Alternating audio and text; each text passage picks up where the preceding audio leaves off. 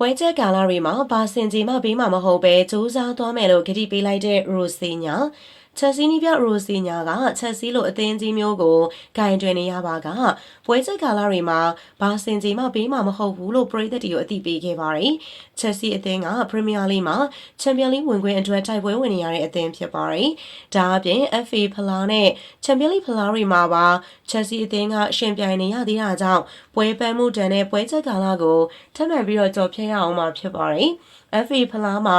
အသင်းငယ်လေးတွေနဲ့တွေးဆုံနေတာကပြဿနာမရှိပေမဲ့ချန်ပီယံလိ16သင်းအဆင့်မှာတော့ချက်စီက PSG နဲ့ရင်ဆိုင်ရတော့မှာဖြစ်ပါတယ်။ဒါကချက်စီအသင်းရဲ့ပွဲချက်ကာလကိုပုံမကျက်တဲစေပါတယ်။ဒါအပြင်မတ်လထဲမှာချက်စီအသင်းက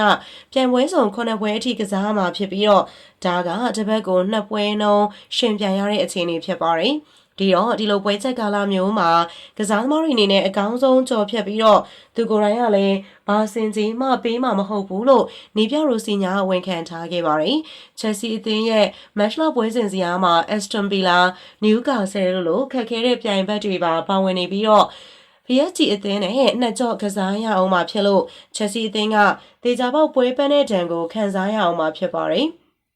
ဒါပေမဲ့နီးပြရိုစီညာကတော့တပွဲချင်းစီကိုအာယုံစိုက်ထားပြီးတော့အကောင်းဆုံးစူးစမ်းသွားမယ်လို့အခုလိုပဲသတင်းစာရှင်းလင်းပွဲမှာပြောကြားခဲ့ပါတယ်။ပထမဆုံးအနေနဲ့ကျွန်တော်ကတော့တပွဲချင်းစီကိုပဲအာယုံစိုက်ထားပါတယ်။ဒီအကြောင်းကိုလည်းကျွန်တော်ရဲ့အသင်းသားတွေကိုပြောပြထားပေးတာပါ။ပရီးမီးယားလိမှာတော့အပတ်တိုင်းကခက်ခဲတဲ့ပွဲစဉ်တွေကြီးပါပဲ။ဘယ်အသင်းဟိုမှလွယ်ကူအနိုင်ရမယ်လို့တွေးမထားပါဘူး။ပြောရမယ်ဆိုလို့ရှိရင်တော့သူတို့တွေကအကောင်းဆုံးကစားသမားတွေနဲ့အလုပ်လုပ်ရတာဖြစ်တဲ့အတွက်ကျွန်တော်လည်းတကယ်ကိုပြောပါတယ်။သူတို့တွေကလည်းအကောင်းဆုံးကိုစူးစမ်းခဲ့တာလည်းဖြစ်ပါတယ်။ကျွန်တော်အနေနဲ့ကတော့နောက်ဆုံး12ပွဲမှာဆိုရင်တော့10ပွဲပဲနိုင်ခဲ့ပါတယ်။တကယ်ဆိုရင်တော့10ပွဲလောက်အထိနိုင်ပွဲရခဲ့တဲ့နာပါ။ဒါပေမဲ့လည်းဒီမှတ်တမ်းကစိုးစိုးရွားကြီးဟုတ်မနေပါဘူး။စူပါကွန်ပျူတာရဲ့ခံမှန်းမှုတွေကိုလည်းကျွန်တော်ကြားပါတယ်။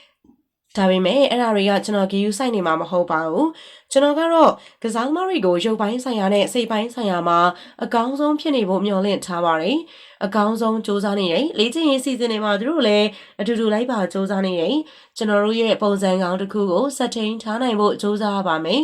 ချက်စီဆိုတာချန်ပီယံလိမှာပဲရှိနေတဲ့အသင်းပါဒီအသင်းနဲ့ချန်ပီယံလိကခွဲခြားလို့မရပါဘူးကျွန်တော်ဒီကိုရောက်ခါစားကအသင်းကအမှတ်ပေးစရာရဲ့အဆင့်8နေရာမှာရှိနေပါတယ်ဒါပေမဲ့အခုတော့ချန်ပီယံလိဝင်ခွင့်အတွက်ရှင်ပြိုင်နေရပါပြီလို့နီးပြရိုစီညာကပြောပြခဲ့တာဖြစ်ပါတယ်ဆက်လက်ပြီးတော့ချန်ပီယံလိပြိုင်ပွဲမှာ PSG နဲ့တွေ့ဆုံနေတဲ့အပေါ်နီးပြရိုစီညာအခုလိုပဲပြောပြခဲ့ပါသေးတယ်ဒီပွဲကအစိမ့်ဝင်စားစရာကောင်းတဲ့ပွဲတစ်ပွဲဖြစ်လာမှာပါ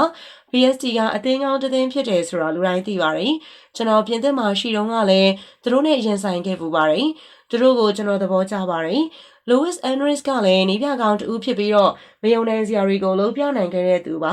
ဒီလိုပွဲတွေအတွက်လည်းကျွန်တော်တို့ကချန်ပီယံလိပြိုင်ပွဲကိုဝင်ရောက်ကစားနေရပါဒါကဘောလုံးလောကရဲ့အစိပ်ပိုင်းတစ်ခုပါပဲဒီပွဲက